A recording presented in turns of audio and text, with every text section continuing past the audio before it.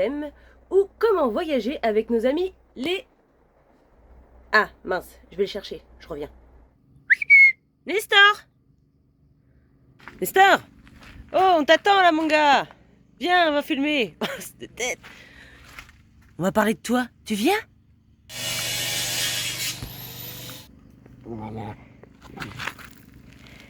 Alors?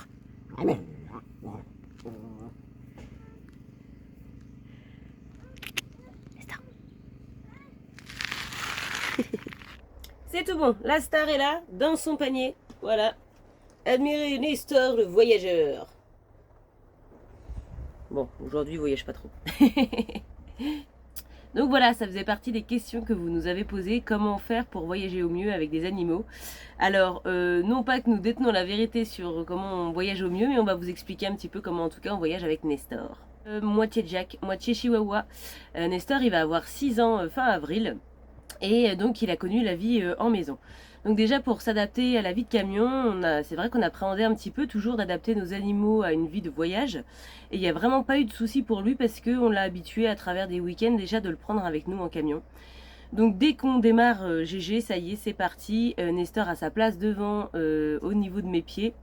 Et il adore faire de la route là-dessus, il n'y a vraiment pas de problème. Pour voyager en sérénité avec Nestor, nous avons plusieurs papiers bien sûr. C'est l'administratif et le sanitaire qui comptent. Donc nous avons son carnet de santé.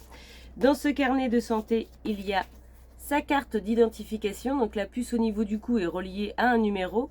Donc Nestor peut se perdre. La personne qui l'emmène chez le vétérinaire va pouvoir lire et donc retrouver le propriétaire, donc nous. Donc ça voilà. Ensuite, nous avons fait donc la demande de passeport européen. Donc ce passeport, je vous le montre plus en détail. Donc dedans, vous allez pouvoir retrouver donc les vaccinations de l'animal, donc les différentes avec les rappels. Voilà. Donc là, il y a un rappel aussi le poids avec toutes les dates, donc toutes les autres vaccinations. Et il peut être demandé donc une visite vétérinaire, un examen clinique avant une sortie du territoire. Donc ça, on l'a fait avant de partir. Donc voilà, c'est l'animal ne présente aucun signe de maladie et est apte à effectuer le voyage prévu. Donc ça peut être demandé, on nous l'a jamais demandé.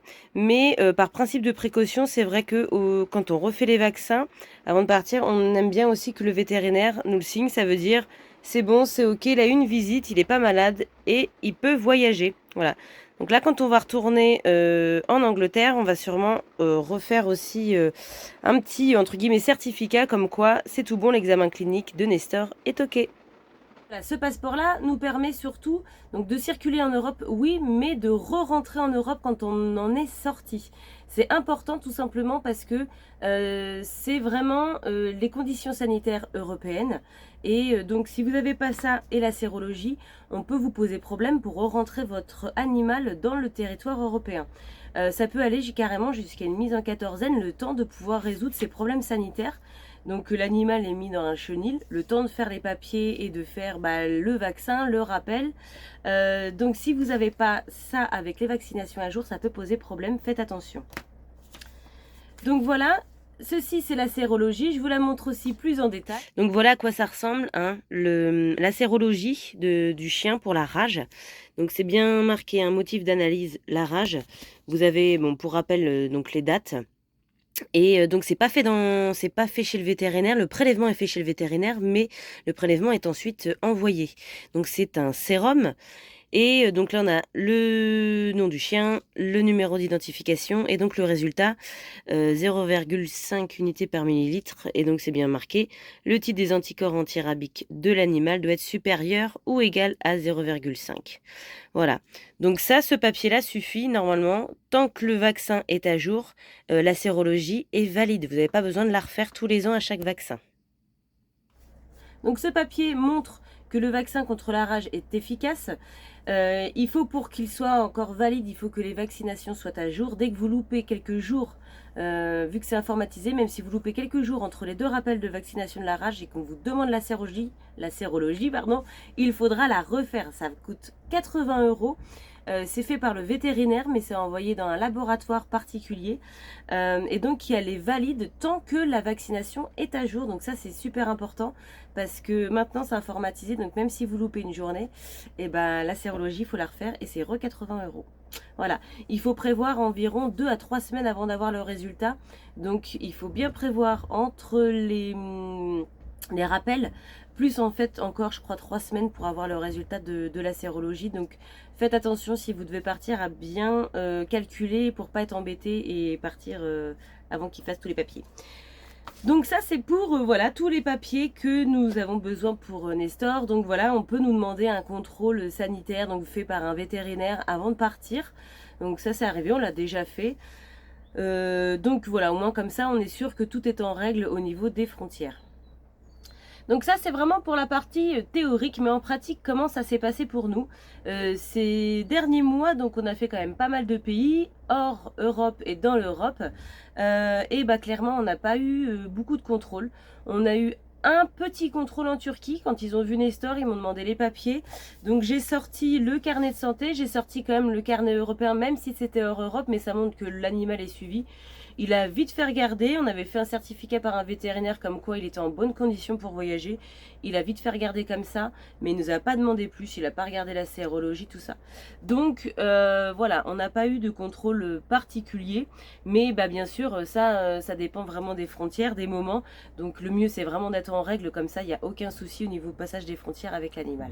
Donc comment ça se passe concrètement sur le terrain, ou comment ça s'est passé avec Nestor? Alors nous, il faut savoir, pour ceux qui connaissent un peu Nestor, il a un caractère bien trempé, il est très râleur, il a un petit peu de mal en fait avec ses congénères. Donc voilà, ça peut être un peu délicat, surtout qu'il y a énormément de pays où il y a des chiens errants. Donc bah, en Serbie, il a commencé à devoir un peu s'adapter, à trouver des copains et tout ça, à être beaucoup moins agressif, donc ça s'était bien lissé. Jusqu'à ce que malheureusement en Turquie, bah, il se fasse attaquer comme ça très rapidement par 3 chiens errants. Donc ça lui a valu, voilà, hein, pour ceux qui ont suivi les vidéos, ça lui a valu 17 points de suture, une infection. Il était vraiment, on a eu beaucoup de chance que ça aille pas plus loin. Arthur avait été très réactif, donc ça lui avait remis une appréhension en fait avec ses congénères. Il est redevenu un peu voilà, mais pas autant qu'avant. Donc bah, c'est vrai qu'il faut être tout le temps en train de le surveiller, hein. Donc bon, ça va, c'est un chien, il a un peu de rappel. C'est pas comme d'autres animaux ou un chat, vous l'appelez, bon bah voilà, hein, il reviendra quand il aura le temps. Donc en général voilà, ça se passe bien. La route en elle-même, ça se passe bien. On peut faire des journées de route. C'est pas, pour lui c'est pas compliqué. La chose aussi bah, à laquelle il faut penser, c'est que des fois on part en visite, donc les visites ça peut être un petit peu long. Je pense à Venise où il faisait très chaud, donc on s'était mis dans une aire de camping-car. On a été obligé de demander l'électricité même s'il faisait beau, parce que il faisait tellement chaud qu'on voulait lui mettre les ventilateurs pour pas qu'il ait trop chaud. J'avais un peu l'inquiétude voilà, de le laisser toute la journée, enfin en tout cas toute l'après-midi dedans. On était parti assez tard, on avait essayé de moduler nos horaires. Et puis on était rentré, en fait, lui il était frais comme un gardon, on avait eu trop chaud, et lui en fait il était bien tranquille, posé. Donc voilà, il a quand même de l'espace, il a ses gamelles, il a tout ce qu'il faut, hein. C'est pas un petit véhicule, mais c'est vrai que tout ça, bah, bien sûr, quand on balade avec des animaux, il faut y penser à leur confort et leur bien-être, voilà.